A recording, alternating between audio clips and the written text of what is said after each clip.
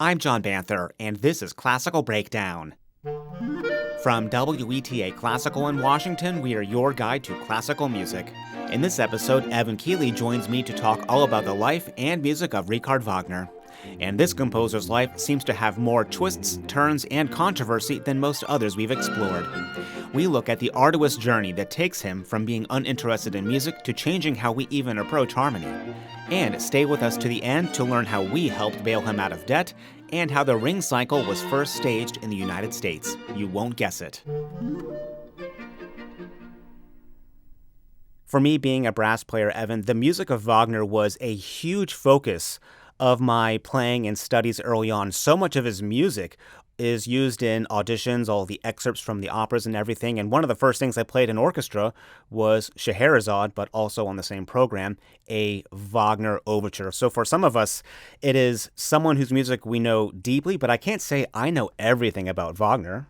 Can anyone say that? It's such a True. huge topic, Mm-hmm. and even in today's episode, we'll talk about a lot of interesting things and barely scratch the surface of this very complex and interesting composer. I think for a lot of us, it's a starting point. I became really interested in classical music. I was about 12. When I was 13, I watched the 1979 Bayreuth Festival production of The Ring on public television on WNET, Channel 13. And, 13 years old, I'm watching this 16 hours of Wagner over a period of weeks and just was so enthralled and excited by this incredible experience. And it kind of shaped the direction of my life ever since in all kinds of ways. Wow, I love that. I mean, I wish I was able to see that as a child as well. But let's start off actually with a listener email. This came from Emidio A, and they wrote in saying, I wanted to start by saying thank you for such an amazing podcast.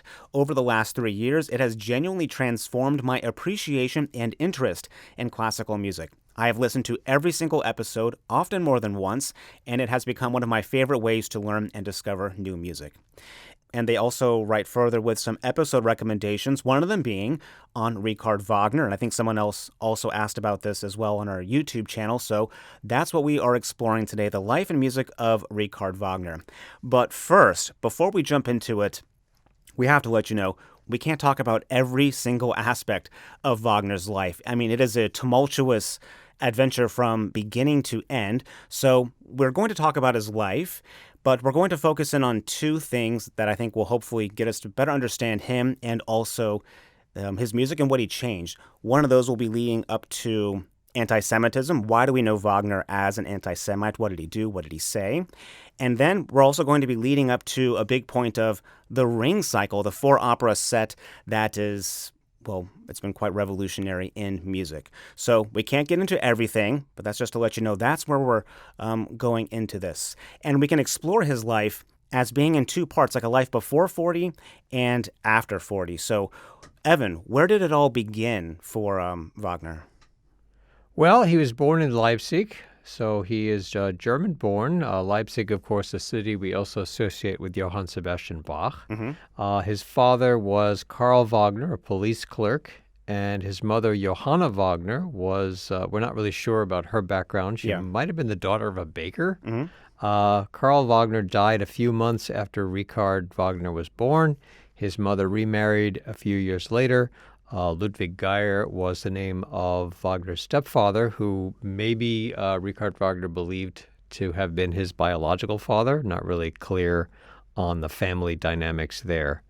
Wagner's, as we were saying at the beginning of this conversation, John, we can't possibly get into, we could spend an entire season of podcast episodes and barely scratch the surface of the life and music of Richard Wagner. And among the reasons why that's true, he's a composer, yes, but he's also a dramatist, and he's also an essayist. So he's got these three realms of creative expression, and they're all intertwined. They're all, to really understand Wagner, you have to understand all three of those things and expose yourself to those things. It's pretty easy to do two of them because if you listen to a Wagner opera, you're also hearing words that he wrote. He wrote his own libretto for all of the operas that he composed. And we're going to talk a little bit about some of his essays. So Wagner begins his creative life, we're not really clear on exactly how he gets started in music and what his first compositions were. It's a little murky to me. We do know that one of his earliest creative works was a play. Yeah. He wrote a play. He might have been 13, 14, 15 years old. Leubald, he's trying to write this drama in this sort of Shakespearean tradition of tragedy. So he's interested in the theater and in writing for the theater as a dramatist from an early age. And that's of great significance, and it will continue to be significant throughout his entire life. And that is an important distinction and difference already early on in Wagner's life. He's not like other composers, like we see, different compositions when they're 6 or 7 years old and a clear path. His is through the way of plays. The stepfather, Ludwig, loved the theater, and that transferred down to young Wagner. And yeah, he took some lessons on the piano, but it doesn't seem like it was something magnificent or that interesting for him. But eventually, in 1828, after he wrote that play, music seems to have taken over, and it's perhaps around this time, because he goes and he hears the Leipzig Gewandhaus Orchestra. This is before Mendelssohn was conducting there. But he goes and he hears them play a bunch of Beethoven symphonies, and he's quite inspired, and he goes to make his own piano transcription of the Ninth. Not too unusual. Even myself, there's some Sanson stuff I like that, you love it, and so you just start looking at the score and copying out and, kind of figuring out your own thing. So Beethoven does that. And we also get an example of one of his early works that's not opera, and those are his piano sonatas. They're fine. They're not, it's not something I listen to all the time or maybe is performed very often. But they're kind of long, actually. They're longer than I kind of expected at this time. I mean, this is right after Beethoven, so there's long piano sonatas, but already he's writing quite lengthy things. And then in 1831, he starts what we think of as being his only formal training. That's at Leipzig University. And this is also where he would write that symphony in C, Evan, that I was deriding in an earlier episode. Yes, I still haven't listened to it. I think I'm going to take your word for it, John. Okay. Well, don't always take my word for it, but... Maybe not. Maybe I shouldn't. Think for myself. But I wouldn't be surprised if we'll agree, but we'll explore that some other time. And then after this, he's like 20 years old. It's 1833, and he gets his first job. It's arranged by his brother, I believe. And that is as a choir master at a theater in Würzburg. And this is also the same year that he would complete his first opera, Die Fame. This was actually not performed in his lifetime. And when you listen to recordings now, it sounds like other early entries into grand opera. He's trying to do something in that line, but this is so different from what we know comes later.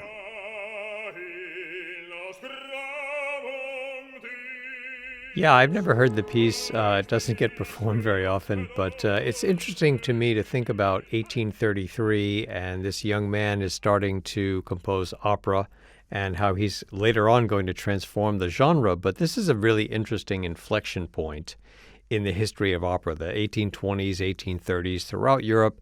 Really interesting things are happening in the development of the art form. French grand opera really comes into existence in the late 1820s, early 1830s. Wagner's influenced by that. 1830 is the year Donizetti really kind of explodes on the international scene with Anna Bolena. So he's very influential. Rossini stops writing opera after William Tell in 1829, but he remains very popular. And a lot of people are listening to and performing his music. And of course, 1821 was when Carl Maria von Weber had great success with Der Freischütz, which really transformed German opera in particular. So these are among the things that Wagner is imbibing. He's listening and he's influenced by these things and trying to find his own voice in the midst of all these very disparate influences that are really exploding in the operatic scene throughout Europe at that time. That's important to think about where Wagner is and what's happening around him. This is as you just said, the Der Freischütz by Weber, this German language opera, which it sounds like there wasn't a lot of German opera between Mozart and the 1790 and at this point. And it sounds like Weber was picking up the torch, and Wagner's right there at the beginning of this. Now, that opera, Die Fame, it wasn't played in his life. on purpose, imaginably. His second opera would have more of an effect on him because in 1834 he moves back to Leipzig, now a little bit of a bigger job. He's moving up. This is at an opera house in Magdeburg, and he writes his second opera, Das Liebesverbot, A Forbidden Love, and it gets performed, it gets premiered. Unfortunately, it was a failure. Perhaps a little bit out of Wagner's hands. It did not get a second performance, and I think that's because the company closed down overnight, and it reminds me, Evan, of these multinational corporations like airlines today. Sometimes you see one that just closes down and they strand employees all over the place. Yeah. So I'm just imagining Wagner walking up to the second day and it's boarded up. The hall is boarded up, there's nothing there, and it's just, what happened? So we don't know exactly what happened there, but theaters are it's a precarious business, and sometimes they fail. And this happened to coincide with a work of Wagner's that maybe wasn't a great success to begin with, and maybe that was the last straw for the theater. I'm not sure what happened there. And of course, musicians and composers, you're the last to find out that something is shut down usually. But this opera, Das Liebesverbot, I hadn't heard this before at all, but I love the energy. It sounds very like something from Mozart, Rossini, Turkish. There's some kind of overture I'd expect from them.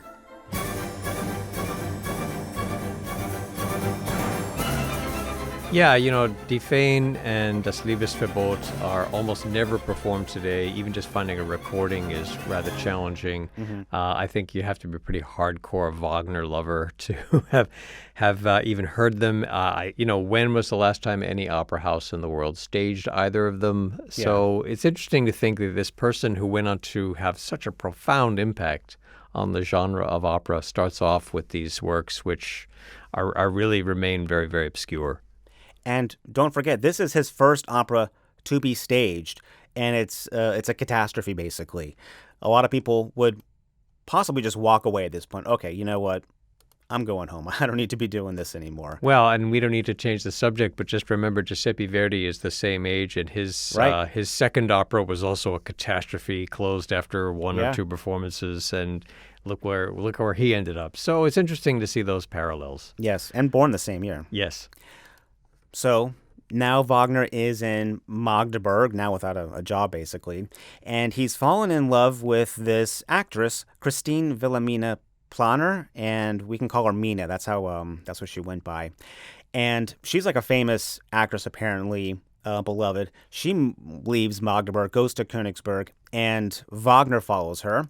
They get married in 1837, and Wagner's life is like a soap opera right from the beginning. And this follows him all the way through to the end of his life, basically. They get married, but she's this famous actress, and there's other people still pursuing her after her and Wagner are married. A few months after their marriage, she runs off with someone. Wagner tracks her down, begs her to come back, please, please, please. She comes back. A few months later, the same exact thing happens. And this is all within the first year of their marriage, Evan. I mean, if you're friends with him, you might say, have you tried not doing this? Yeah, hey, Richard, what's Mina. going on? The two of you. Yeah, I mean, and as you said, John, this is kind of a theme throughout Wagner's life. He's a dramatist, but his own life is also full of drama. Even the photographs of Wagner, there are many of them, and the way he poses for the camera, he's like this, this theatrical creature. He wants to be the center. Yeah. And so he also went into debt with this whole opera thing that was a failure as well. He's probably financing his life and then hoping on the back end you can pay it off from the performances. But that doesn't happen. And he's in debt, and they're being pursued by creditors. And maybe she did love him because she followed him through Russia onto a boat to escape the creditors. They get on this boat and they go to London.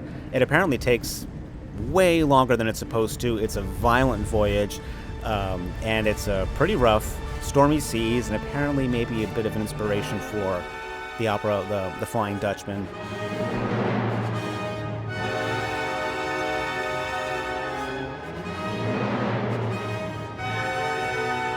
They eventually make it to Paris in 1839, which is where they wanted to be. And they were there until 1842, I think basically living off of her saved income.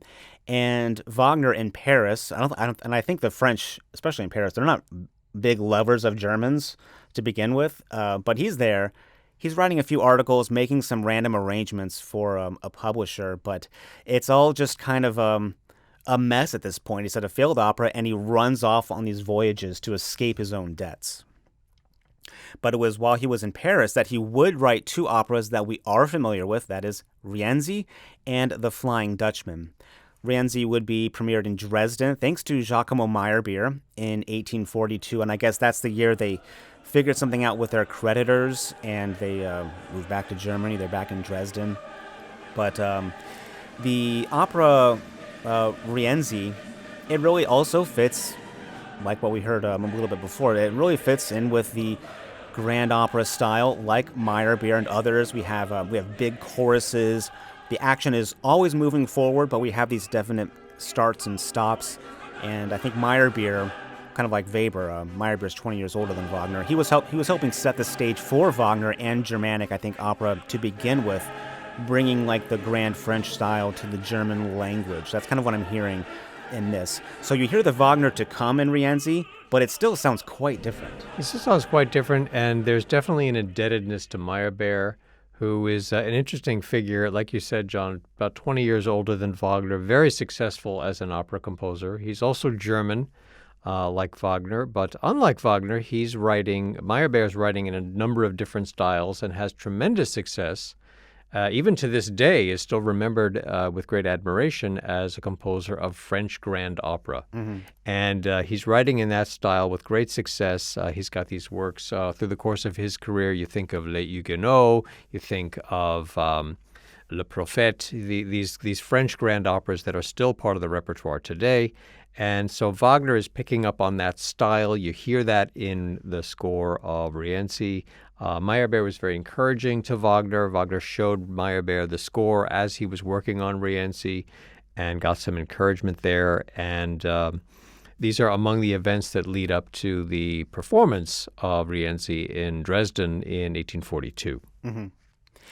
But was there a bit of excessiveness or extravagance that Wagner didn't quite like with this one? I feel like there's something here.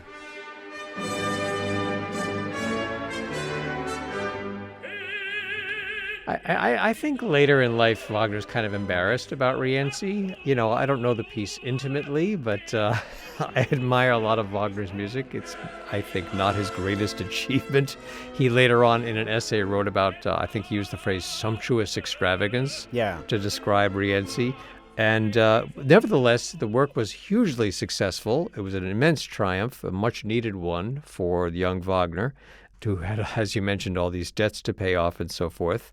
And it's also interesting to think about Rienzi. Apparently, its very first performance was over 6 hours with the intermissions and whatnot. So sumptuous extravagance is probably not an unfair descriptor, but it did lead to further success, including being appointed to the Kapellmeister of that very opera house a few months after that premiere. And that's where he will remain for the next several years.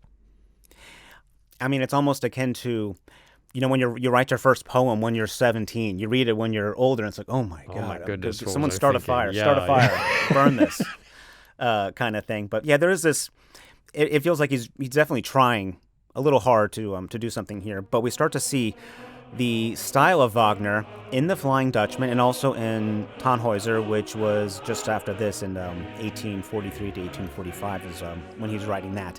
We still have choruses, but now the palette is expanded, and we also have more economy of means, and in contrast to Rienzi, which is, it's sumptuous, it's this extravagance all the time. Now there's more economy of means. That comes into view.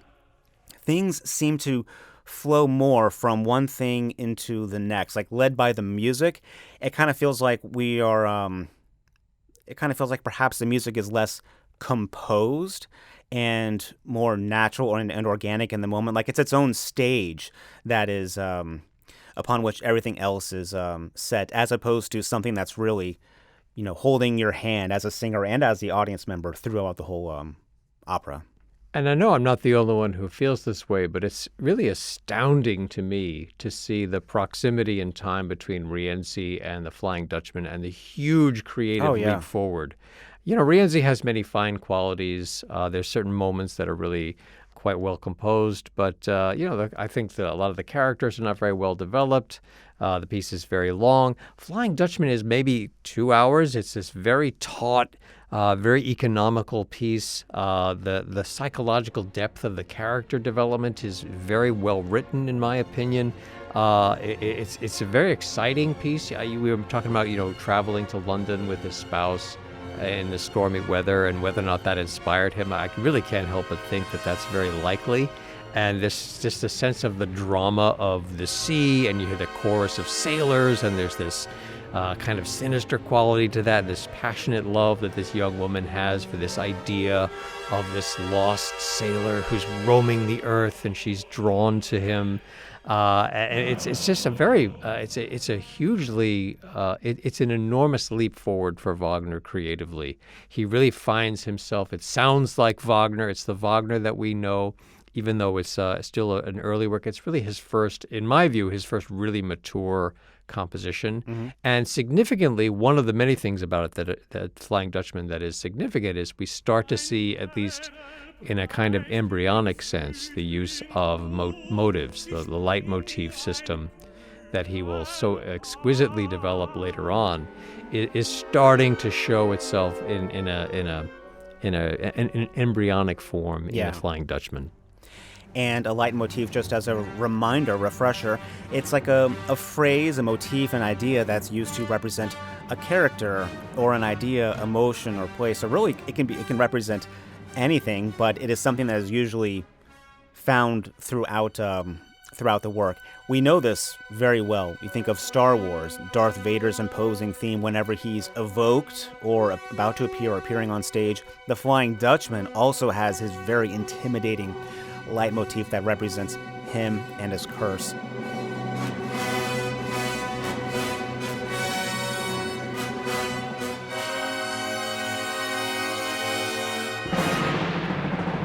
His dramatism, as you're saying, Evan, is right on. It almost feels like Wagner's dangerous in the sense that he kind of likes the chaos. Yes. Like, he gets off the boat, his wife is half alive, and he's like, wow, that was awesome. That was cool. Yeah, let's do it again. What a dramatic experience that was. Dangerous, very dangerous. Yeah, the danger and the uncertainty and the drama and the passion and the sort of flirting with death. It's also interesting, again, Wagner's development as a dramatist is also really significant here. So as far as we know, the earlier operas that precede Flying Dutchman, he's drawing on a single work. Mm-hmm. So Rienzi, for instance, is based on a Victorian novel by Edward Bulwer Lytton.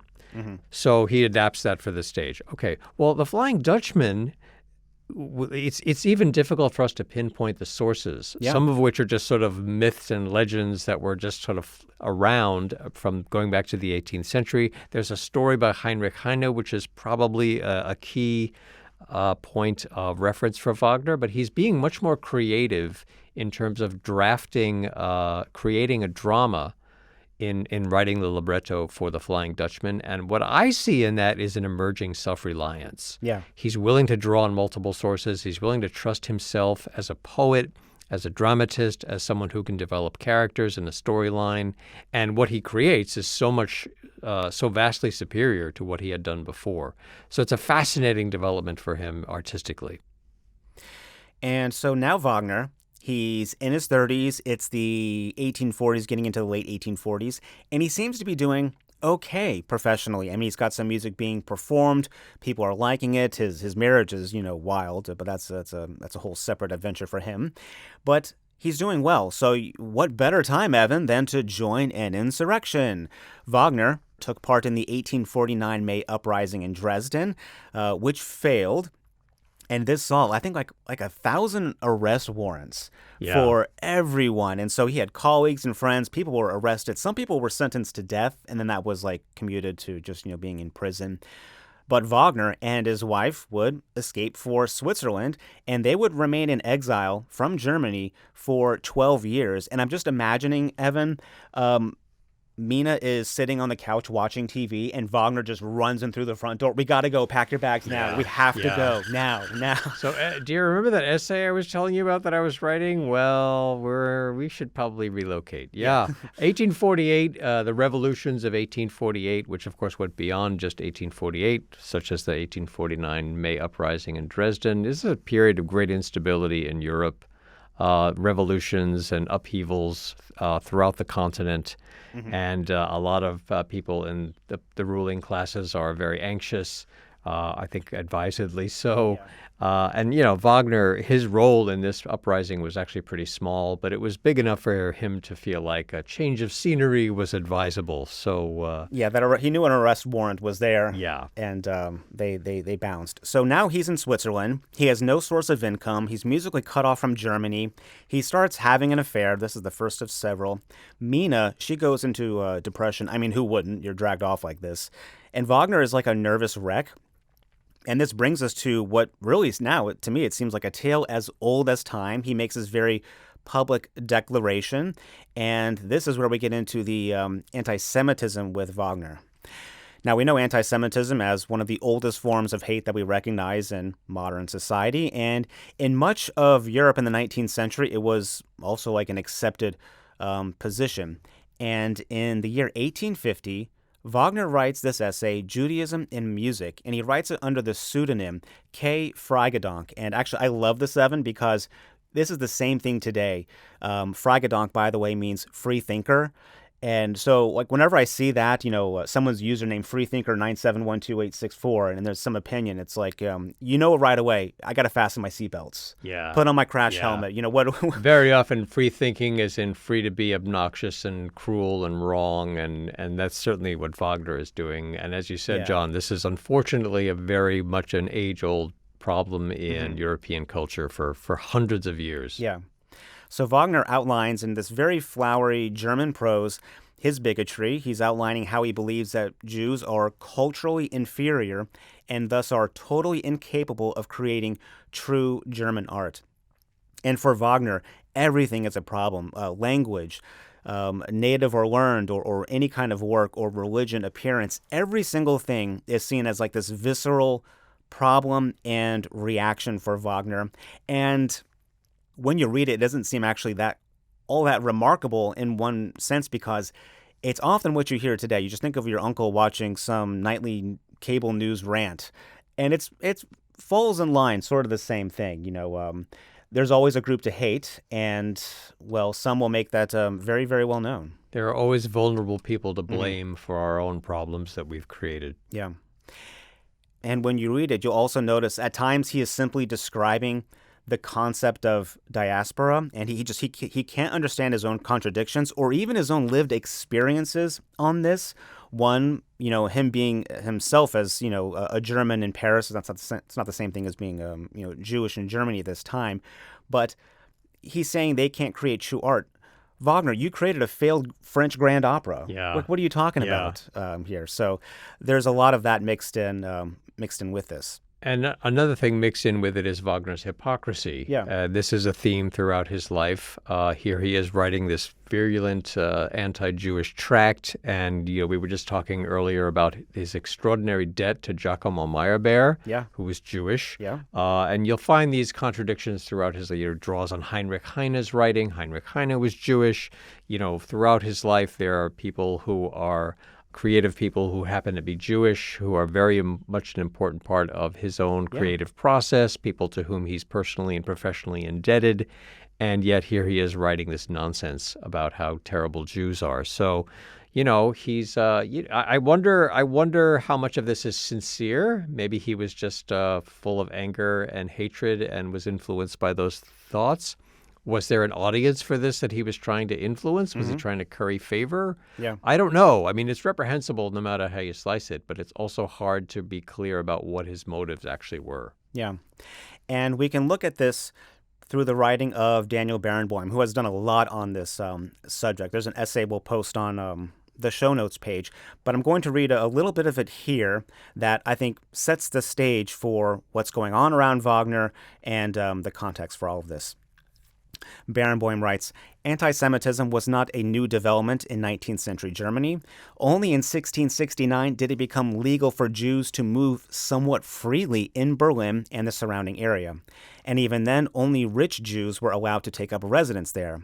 Jews who were only passing through Berlin had to enter the city through the Rosenthaler Gate, which was otherwise used only for livestock, and had to pay the same tax a farmer or merchant would have paid for his livestock or wares.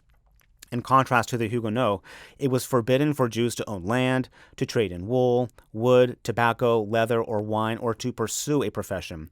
There were taxes for every imaginable occasion in the lives of Jews, for traveling, marriages, and births, among others. Wagner's anti-Semitic statements must be seen in this context. The anti-Semitism of his era was already a widespread illness since time immemorial. Even if Jews were accepted, respected, and even honored in certain circles of German society, a healthy measure of anti-Semitism was an unquestioned component of the nationalistic movements in late 19th century Europe. It was nothing extraordinary to blame the Jews for all current problems, whether political, economical, or cultural. In addition to the age-old hatred of Jews that had previously been directed against the Jewish religion, the anti-Semitism of the late 19th century was also justified by criteria of ancestry and race, and was directed against the now largely emancipated and assimilated European Jewry.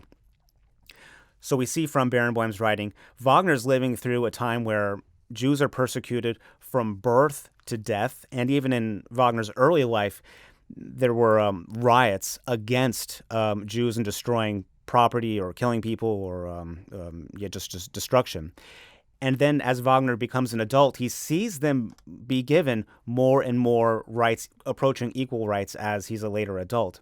But we also know assimilation is never enough. Even at the end, it's not just a religion. Okay, now we're moving to this mechanism or this ancestry or this race. It's never enough, and somehow Wagner can't understand his own experiences as being someone who has traveled around and lived in other places. And Barenboim goes on to write in this essay, which is definitely worth a read. I do want our listeners to check that out on the show notes page. He goes on to write, this historical background does not change the fact that Richard Wagner was a virulent anti-Semite of the worst kind, whose statements are unforgivable. The negative characteristics Wagner accused the Jews of possessing, egotism and preoccupation with self-advantage, were in fact some of the very same ones that moved him to make certain exceptions to his own anti-Semitic convictions. So Barenboim makes a good point there that you and I have also been discussing the ways in which Wagner contradicted himself and clearly was not acting on some sort of a fundamental principle about Jews really being inferior, because, boy, he was perfectly happy to take advantage of the opportunities of good relationships with certain individuals and organizations when it benefited him. So a question is, well, do we find the anti-Semitism in his music? Is it coded in this way or that way?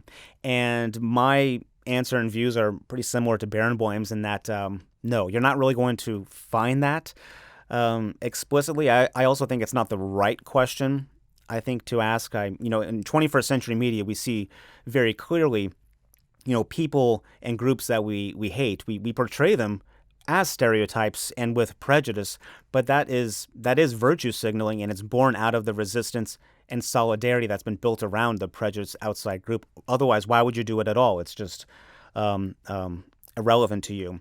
I think you can also think of this concept as something experienced in the United States, especially in the later part of the 20th century, where Black people some are revered, uplifted, scientists, athletes, and so on, but there is still a healthy, expected, undercurrent of racism that is that's just a part of it that you don't even really see. Yeah, the contradictions are part of what makes the whole experience so maddening. Yeah. So that is why it kind of seems like you're not really going to find this in his music. I think he would view, including all of this stuff that he just railed against, he would see that as tainting his art. Like I said, he finds them irrelevant completely to the idea of German art, which is what he's creating. Yeah, this is a very controversial topic, and my thoughts about it are still in formation, I have to admit. But I'm inclined to agree with you and what Daniel Barenboim says in this essay. Wagner, of course, a writer, a dramatist. A lot of people have looked at the Ring cycle or Parsifal. They see a character like Alberich or Klingsor, these villainous characters, and they think, oh, well, that's an anti-Semitic trope. And I think a case can be made for that, but I find it unpersuasive. Wagner was a dramatist. He knew how to create rich characters, including villainous characters. Is there something particularly explicitly Jewish about the villainous characters in those dramas? I really don't see it. And again, I wonder, as much as his comments in that essay, Judaism in Music, are so despicable, how much of it is posturing? Again, I don't say that to excuse it, but or to any way exonerate him. But, did he really mean it, or was he just trying to curry favor with certain groups? It's really a mystery to me. But what I also think is not so mysterious is I don't really hear it or see it in the music or in his dramatic writings. It's just, unless if he wanted to be explicit about it, I think he would have been. And what he is in fact created in those dramas is some really powerful and psychologically complex and interesting villains. And to see them see them as that and not as some kind of code for some social issue that he was wrong-headed about, I think is probably not helping us to appreciate what he was trying to accomplish. Right, and it's again why I say it's kind of the wrong question in that, today people excuse all kinds of things. Oh, it's not in their I don't see it in the movie or the music or this or that. And it's like, well, the person is telling you. Wagner wrote a paper, and in fact, he republished it in 1869 under his own name, like a megaphone, like, hey, remember what I said before? Yeah. Hear it again. I mean, he changed things around a little bit, but basically mostly the same thing. So what was the fallout? What happened from this? Because, of course, there's the anti-Semitism and prejudice, but they were gaining more of a footing and equal rights. So what happened? Well, Wagner was wildly antagonistic in the article, even for the time, but it didn't seem to cause that much of a stir, in part because there's a healthy anti-Semitism baked in, and no one wants to call out this or that or be seen as going against the grain, also because you don't want to hurt your own professional contacts. That's what people will do. That's part of it. Part of it is it wasn't widely circulated. It was in Robert Schumann's Neue Zeitschrift für Musik, but that's still kind of a niche thing. Maybe like this podcast, it's kind of a niche thing. But it apparently embarrassed some of his associates, and there were calls for the editor to resign, who was on the Leipzig Conservatory board, but they didn't resign, not even that. So that is Wagner's life before 40. I mean, it's like a soap opera with these marriages and running around in exile, and then we see him coming together with his hatred within an essay there, as we just learned, Judaism in Music. And we're going to talk about his life after 40 right after this. Okay, so now we're in the 1850s. Wagner is in his 40s, and we're seeing something come together that would be taking him through the rest of his life, and I think his biggest accomplishment, and that's the idea of Gesamtkunstwerk, a total encompassing work of art. He mentioned this in an essay in 1849 with the idea of a total integration of music, poetry, singing, staging in a much more, it's like a much more deep and more cohesive way, as opposed to a lot of starting and stopping or number operas where you have aria, recitative, a scene, an aria, and this and that. He moves away from that, and he's focusing on the whole act itself as opposed to small scenes. So what might feel like a scene is actually an hour long, and this is, I think, the beginning of that journey, Evan. And we see it directly in 1851 in another essay he writes, A Communication to My Friends, in which he wrote, I shall never write an opera more. As I have no wish to invent an arbitrary title for my works, I will call them dramas. I propose to produce my myth in 3 complete dramas, preceded by a lengthy prelude. At a specially appointed festival, I suppose some future time to produce those 3 dramas with their prelude in the course of the 3 days and a 4 evening. Now, if you mentioned the word embryonic before, Evan, this really feels like that. This is the first utterance of what we know as the 15-16-hour ring cycle. Yes, and as you said at the beginning of our conversation, John, this is really the culmination of his life's work, not only in terms of the vast scope of it, but the ways in which so many of the principles of his creativity are coming together. And this idea of this Gesamtkunstwerk, combining all of the art forms into one massive whole, is something he's building toward over the decades of his life. And it's interesting, too, to think about the ring cycle, these 4 compositions, and how it's a trilogy. We often think of it as a tetralogy. There's these 4 music dramas. He doesn't call them operas. So I'm really interested in that question. What's the difference between an opera and a music drama? We think of opera as this thing that can be defined in so many ways, but part of the reason our understanding of what the word opera means is so broad is because of Richard Wagner, because he redefined what opera is. So, we can go back and forth, I think, and use the terms opera and music drama interchangeably in this conversation, because we appreciate what Wagner accomplished in that sense. And the idea that the ring cycle is a trilogy beginning with Die Walküre, and the trilogy is Die Walküre and Siegfried and Götterdämmerung, and it's preceded by Das Rheingold. That's the Vorspiel. That's the prelude. And then you have these 2. So does that change the way we listen? I think it does. I'm not sure how, but just to think about what was his conceptualization of how to tell this story. Das Rheingold is a prelude, not just episode 1 of 4 episodes. Yeah, it is a huge undertaking, and it's the beginning right here of a 26-year journey of completing this. He starts Das Rheingold in 1853, starts Die Walküre in 1854, and remember, he's writing the libretto, he's writing the music, he's doing everything, and he's got this huge project, and we know the reason, but he then gets distracted, puts it aside for 12 years. I always forget that. He put it aside for 12 years. Yeah. Hard to believe, but he was distracted by something else. A couple of things, I think. Well, a lot of other things are going on in his life creatively. One of the distractions, quote unquote, is his exposure to the philosophy of Arthur Schopenhauer. Apparently, 1854 was the year that Wagner first encountered these philosophical ideas. Schopenhauer's most significant work is The World as Will and Representation, which had been published in an expanded edition in 1844. There was a shorter version some years before that. So apparently that's the one that Wagner read about 10 years after it was published, and it seems to have had a profound effect on his thinking and on his creativity. And it's especially evident in the next work that Wagner completes, Tristan und Isolde, which is a real turning point in Wagner's creativity in a number of ways, the philosophical dimensions certainly being one of them. Another thing that's significant about Tristan is the harmonic language. He's going in a new direction in terms of how he composes music, what the harmonic palette that he's using sounds like. A much more chromatic style. He's really stretching the boundaries of tonality in ways that I think no one had really done. We can talk on and on and on about the Tristan chord, and more on that, I guess, coming up in the conversation.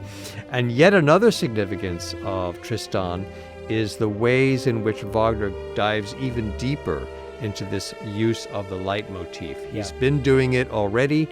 He takes it a step further in terms of both the quantity, there's just a sheer dimension of how much of the unity of the score is bound up in these different interweaving leitmotifs, but also the ways in which they represent increasingly arcane concepts. So you have a leitmotif for a character. The character walks onto the stage, there's the music. Okay, you certainly have that throughout Wagner's creative output. But Wagner's reading Schopenhauer, he's getting into this whole question of the phenomenal versus the noumenal realms of experience and so forth, and he actually encodes that into the music, into those leitmotifs that we hear in Tristan und Isolde. Even the Tristan chord, you could argue, represents this encounter with a realm of experience that's beyond the phenomenal realm.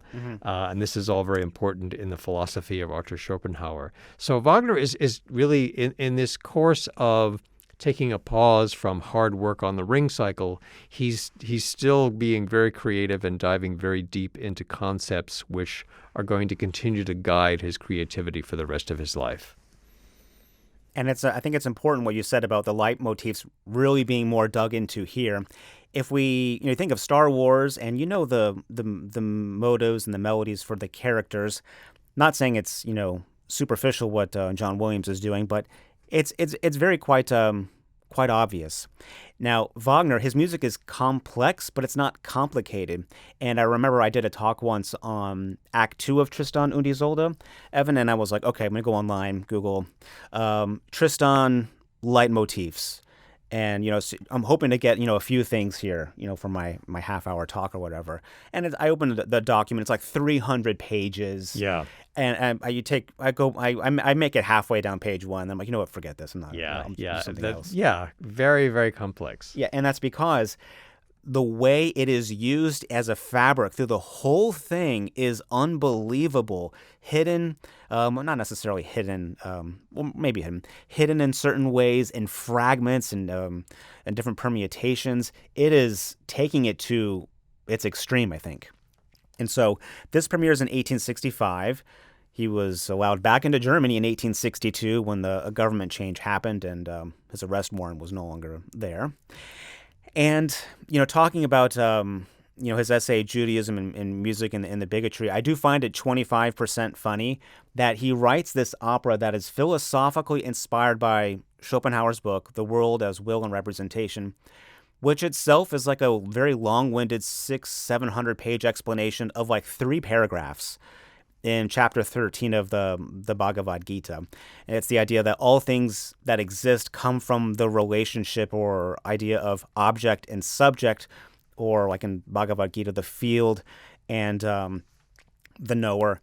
It's something that seems very easy, but I mean, it's a concept that seems quite easy, but there's so much to it, so I'm not having too much of a go at Schopenhauer, because when you read the explanations in Bhagavad Gita, they're 3 times longer than the text itself, because you have to go through so much. So he does all of that, all of his ranting on foreign, quote, Jews and their inability to create German art, yet his entire path is built on spiritual writings from 2,000 years ago on the Indian subcontinent. Exactly. And these are among the contradictions and hypocrisies of Germanic anti-Semitism, which you see throughout the history of it, and certainly into the 20th century. The Nazis adopted the swastika as their symbol. Mm-hmm. We see that symbol today. That's what we think of. But this is a very ancient Hindu symbol. Yeah. Even the word swastika is a Sanskrit word.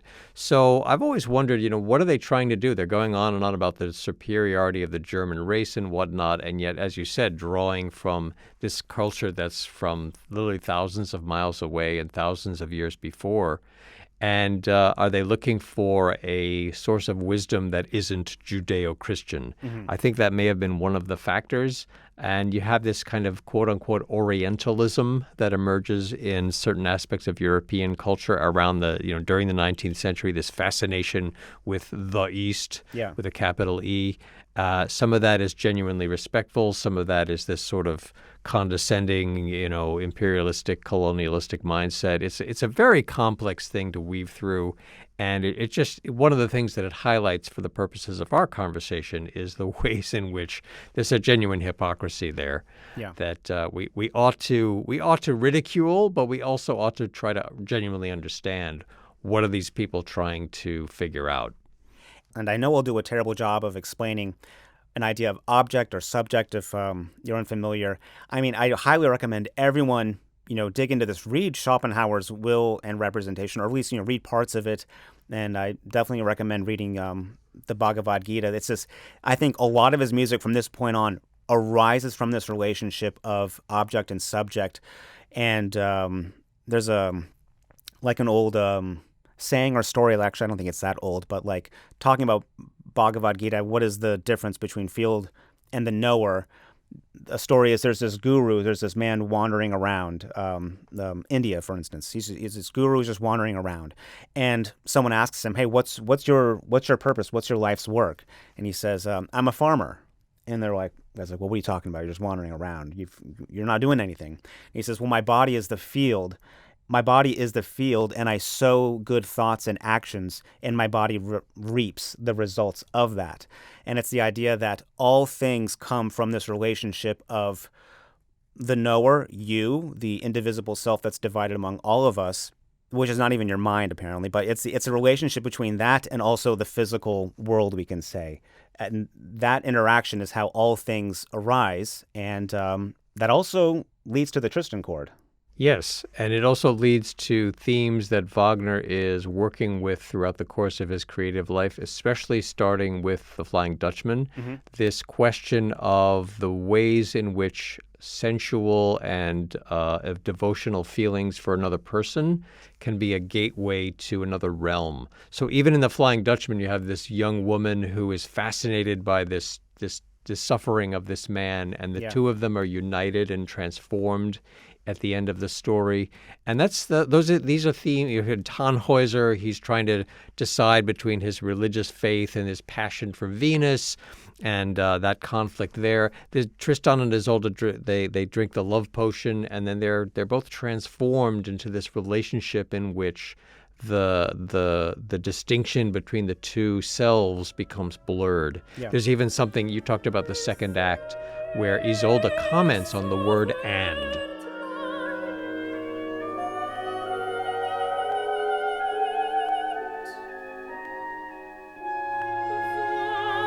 I mean, it sounds kind of crazy to read it, but this idea that two beings become one through this union of something beyond just physical attraction and into this spiritual realm beyond the realm of the phenomenal, the realm of what we can see and experience with our senses. And Wagner is really trying to understand this idea, this gateway to another realm of experience, and he really dives very deep into that with Tristan.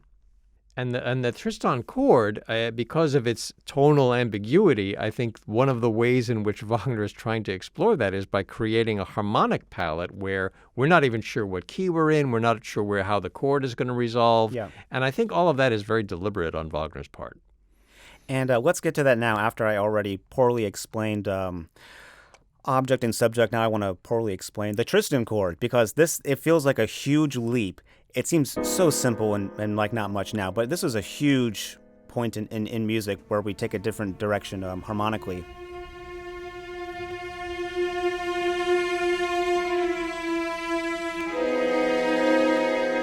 The opening of the opera has a chord almost right away after this opening line in the first measure. In the second measure, we get this chord that is a symbolization of the idea of will and representation.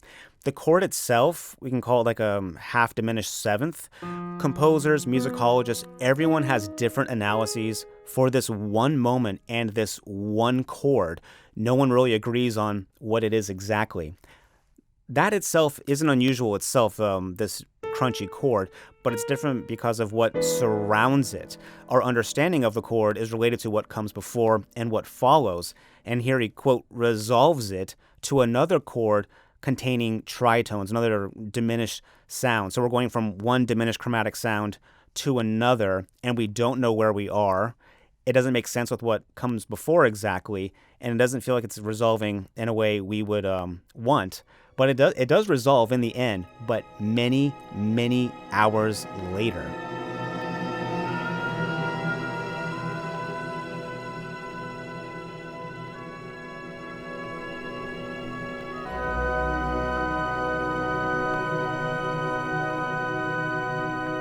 Schoenberg described it as a wandering chord. It can come from anywhere.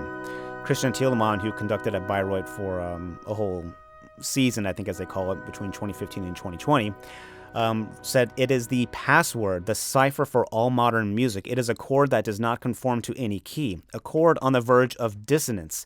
And the Tristan chord does not seek to be resolved in the closest consonants, as the classic theory of harmony requires.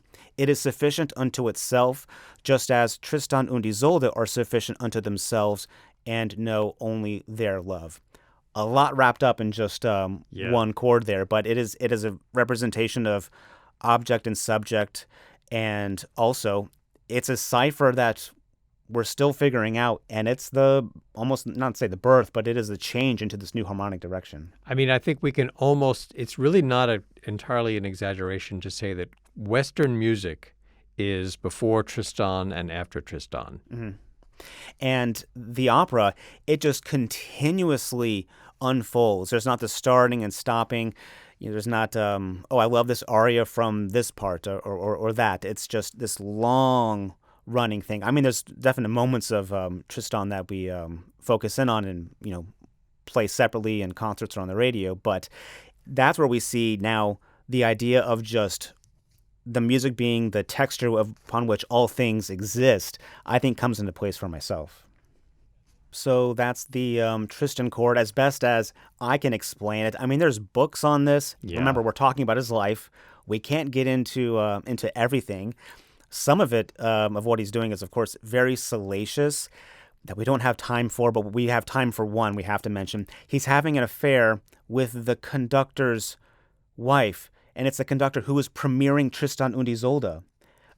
It's Cosima. Wagner would eventually marry her years later, but he's having an affair with her. She gets pregnant. They name the baby Isolde.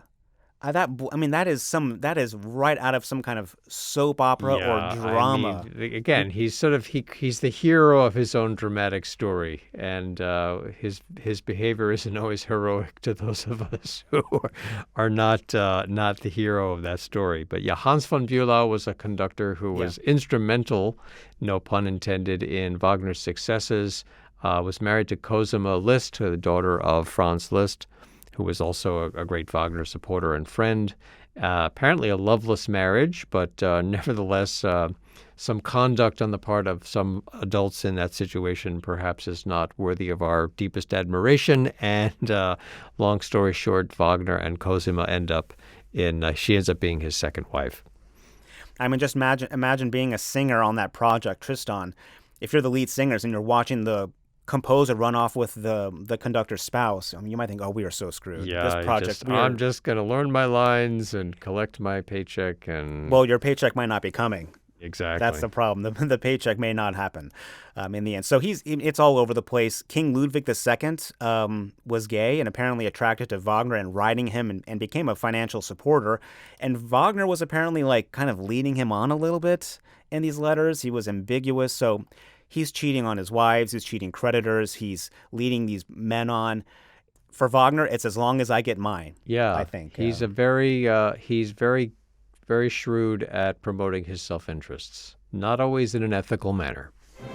He also premieres Meistersinger at this time, which is a massive opera itself. It's it has more comedic elements to it than pretty much anything else. Very unusual work in Wagner's output. Yeah. We don't have a lot of time to get into. Well, like you said, we're not going to get into everything. Meistersinger is exceptional. It's his only comedy other than Liebesverbot, which we were talking about earlier.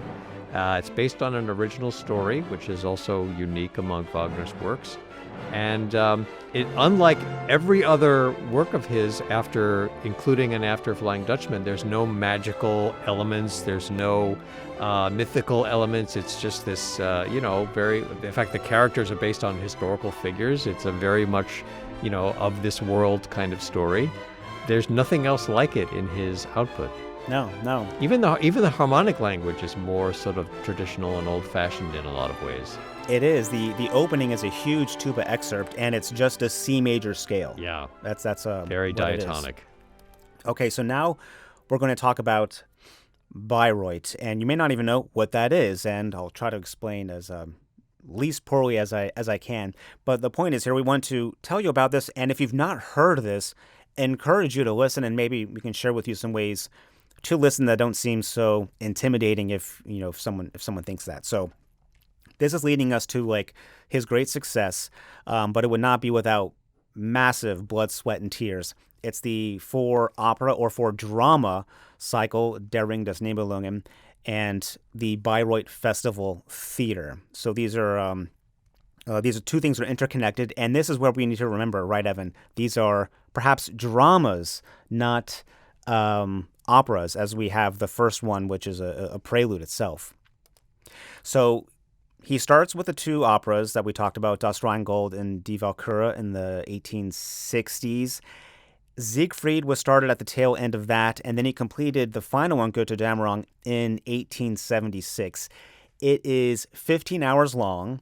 If you look up leitmotifs, you might get a 1,000-page document. Yes. Of again, immense complexity in the use of leitmotifs in the Ring cycle. Like 30 doctoral dissertations this year. Yeah. So how about we give you the gist of the story here, of what this 4-cycle drama is about. And as we explain it, I'm going to include some of the leitmotifs that we're talking about that accompany some of these characters and stories. And hopefully I don't regret this as I'm editing this, because this could be quite complicated or complex as well. So the first one, Das Rheingold, begins from nothing. And in fact, the concert hall is built specifically for this opening to arise out of nothing, and it sounds like it's coming from all around you when you are in the actual theater. And Das Rheingold, it tells the story of this magical Rheingold that is protected by these Rhine maidens, and there's this dwarf that shows up, Albrecht, right from the beginning. They're taunting him. Then he's able to get the gold. They panic, right? Because now he's got the gold.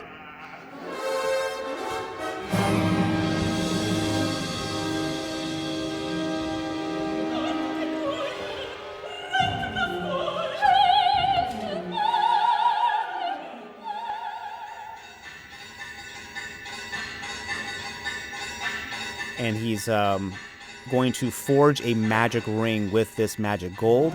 That happens, but then the god Wotan steals it to pay for the building of Valhalla, and this is where the curse happens. Albrecht curses the ring. Anyone who gets it will be killed by the next owner. Anyone who doesn't want it is envious of it, and whoever has it will do anything to keep it.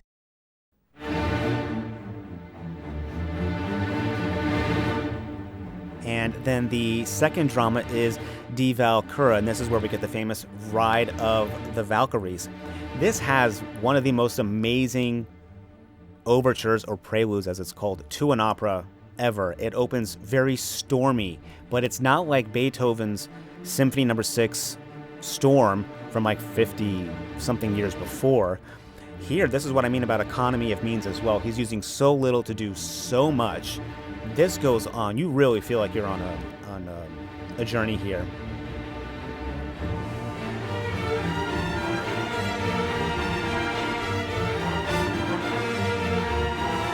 But this is the Valkyries, who are these women who fly from chariots in the sky, determining who lives, who dies in battle.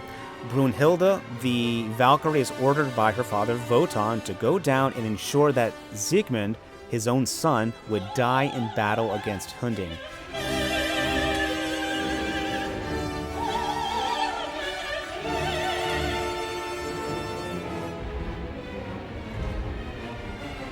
Brunhilde goes down there, sees Siegmund's true love for Sieglinde, spoiler alert, their twin brother and sister, tries to spare him.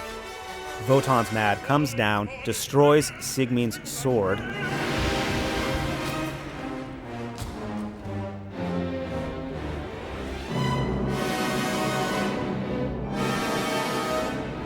Breaks the sword at the last moment. Siegmund dies, then he kills Hunding anyway. And Sieglinde is saved, and she is pregnant with Siegmund's baby. And then Brunhilde is punished by being put on this rock and surrounded by fire.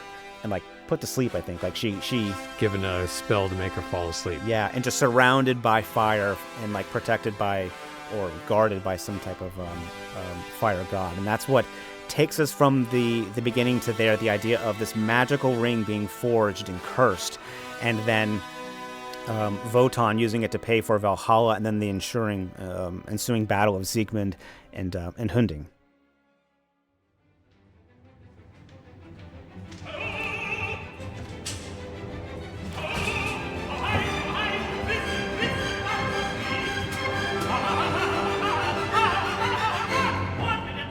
Siegfried is the next music drama in the Ring cycle, named for the hero.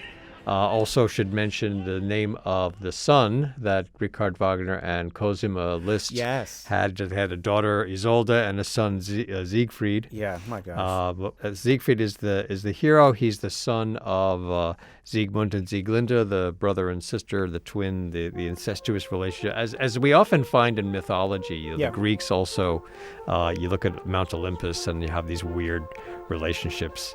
And so Siegfried is the hero. There's all these themes, these leitmotifs that are associated with him. There's the horn call. There's the sword motif. He forges the sword, Notung, and we have that whole scene with him forging the sword. He slays the dragon to reclaim the ring, and at the end he finds Brunhilde. The forest bird tells him where he can find her. He finds this mysterious person surrounded by this ring of fire, and it's sort of like a trial for him to go through this ring of fire and to awaken her. And he passes the test. He shows his courage and his indomitable spirit by forging his way through this trial and to find his way to Brunhilde.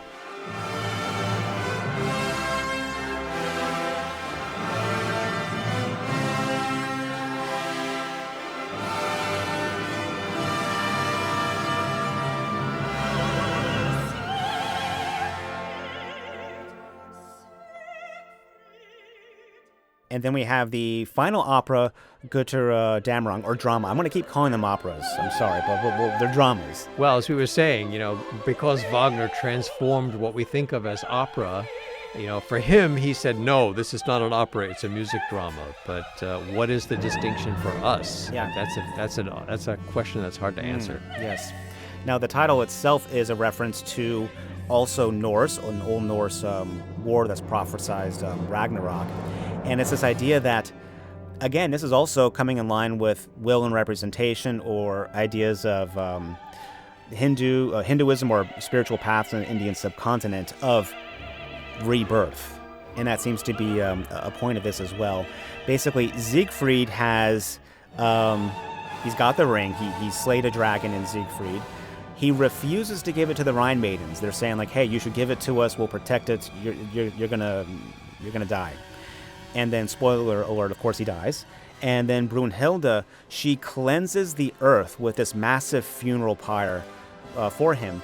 And she gives the Rhine maidens the ring back, but by way of it's going to be burned with his body, and then it will be cleansed, and then the Rhine maidens can take it. And that's what happens.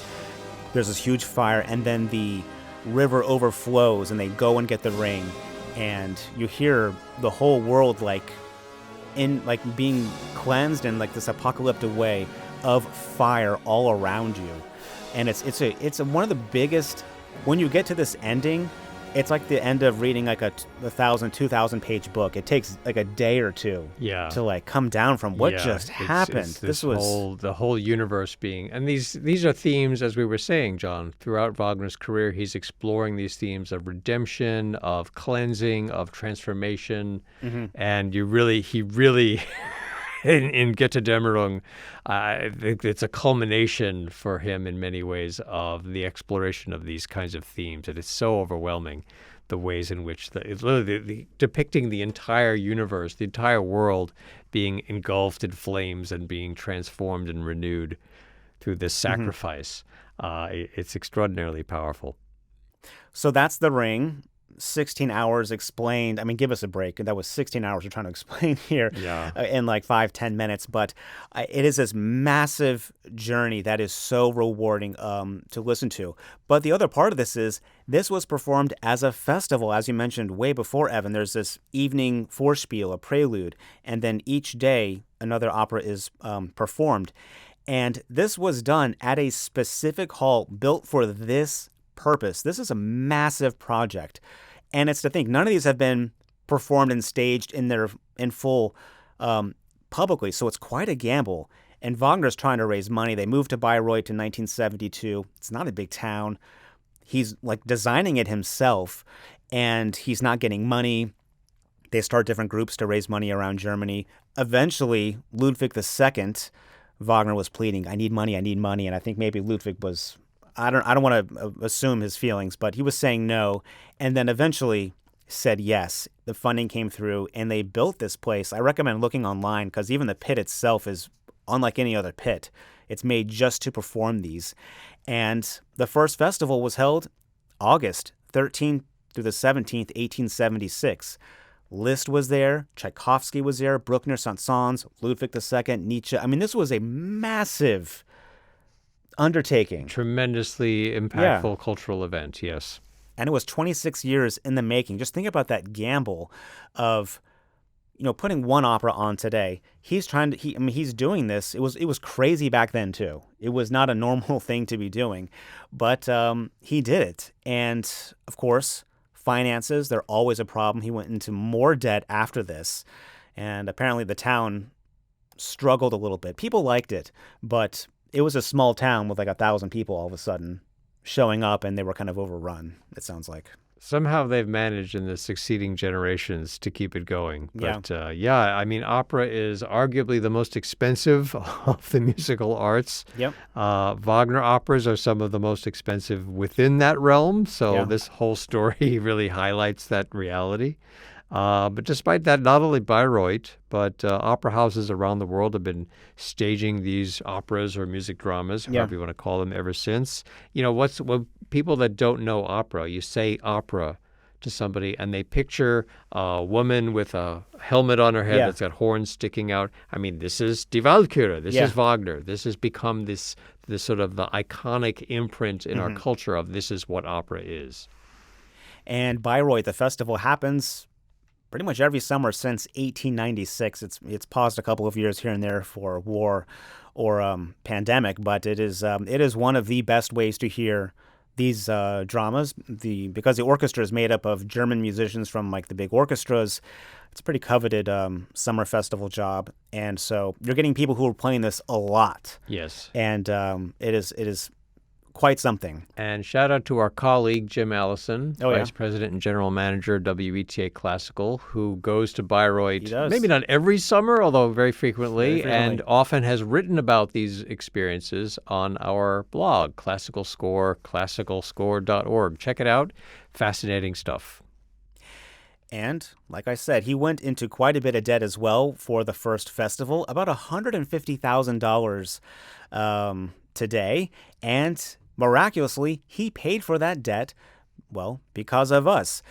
He wrote the Centennial March for America in 1876. He was paid $5,000, about $150,000 today, and I don't think it's that great. I mean, it's like a 14-minute fanfare, and I think it should be more like 3 minutes. And there's parts where it's a not great idea, but it gets very monotonous. All the complexity that you hear and expect from Wagner, it's not there. I think he just pulled something out of a drawer and handed it over. I really wonder what he thought of us here in the USA if he didn't make his best effort for us. I don't know. I don't know. I'll let it go. And but someone commissioned that, and maybe that person was taken off that project. $5,000, which in 1876, like you said, $150 equivalent for today's dollars. That's quite a commission. Yes.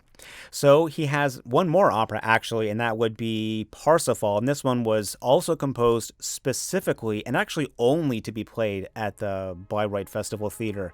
And then another, thing for Wagner, who conducts it, a Jewish conductor, Herman Levi.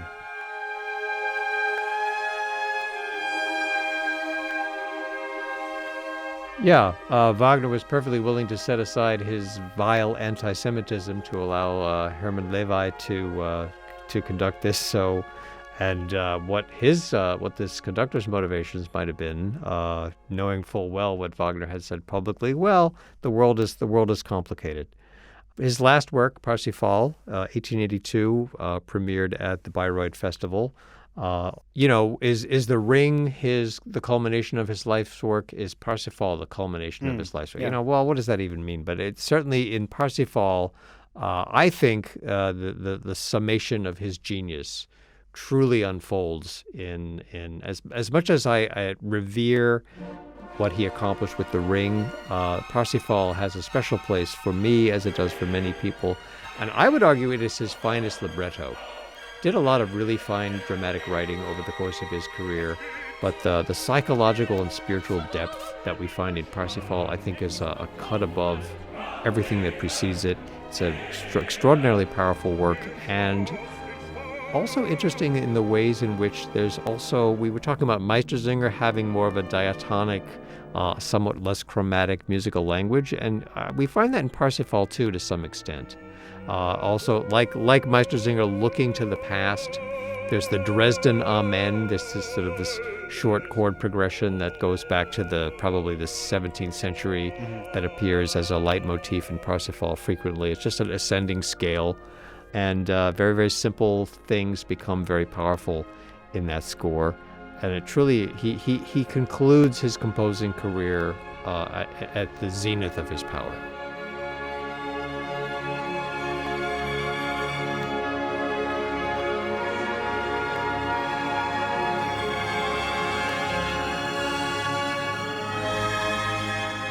Yeah, I think I tend to agree. It feels like if he was going to be reincarnated, which maybe he thought that was possible, but maybe he should have acted maybe a little bit differently in his life. But if he was going to take something with him, if he could, it would be this, I think. It feels very sacrosanct, and like he had this idea that it was so sacred, it could only be performed in in this Bayreuth Festival theater, almost as a religious experience. Like this is a sacred service in a temple. It's not just theater. It's something beyond. It's like the ancient Greeks, Sophocles wrote these plays. They were part of a religious festival, and I think Wagner has a similar mindset around Parsifal. It's not just entertainment. No. Now we're basically at the end, and actually probably one of my favorite points in this entire episode. Now, the Ring Cycle was forbidden to be performed outside of Bayreuth. Cosima Wagner and others, it was forbidden. It could only be performed there. If it was played anywhere else, they would maybe be excerpts and it would not be staged. Well, how did it get premiered in 1903 in the United States? Well, this is America, baby. We'll take you to court. We'll sue you. I mean, it went to court. A judge ruled, hey, Bayreuth cannot prevent a performance of this in this country. So, of course, say less. Metropolitan Opera put it on right away. And other people followed suit.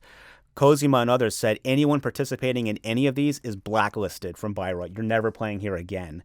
But, everyone started doing it, and then the copyright expired in 1913. So I find that hilarious. What's wrong with us? Well, intellectual property is a fascinating concept, and certainly creative people should be paid for their work. Yeah. It's an odd restriction. I mean, if you're a composer, don't you want more organizations to be performing your work? Like, why would you say no? They can only be performed in this one place in this small German town. It's fascinating to me that what is he trying to say artistically to create a restriction around the performance of his work? Yeah. Why would he do that? And yet you can think about the principles of his life, his personality, his values, and it's actually consistent with a lot of what we know about him. It's not all that surprising because it's Richard Wagner. Yeah, that's Wagner, and 6 months later, after Parsifal was premiered, he would die in Venice, February 13th, 1883, and he is buried back in that town of Bayreuth. So that's Wagner. We could not get into everything. There's all kinds of things, of course, we can explore, and perhaps we will in future episodes, but we wanted to really highlight there what The Ring is and how it changed music, well, also what he was doing before, and also put into a better frame what was the anti-Semitism that Wagner was engaged in. Thanks for listening to Classical Breakdown, your guide to classical music. And yes, I did forget to talk about what I meant about listening to The Ring if you find it intimidating, but more on that soon. For more information on this episode, visit the show notes page at classicalbreakdown.org. You can send me comments and episode ideas to classicalbreakdown@weta.org. And if you enjoyed this episode, leave a review in your podcast app. I'm John Banther. Thanks for listening to Classical Breakdown from WETA Classical.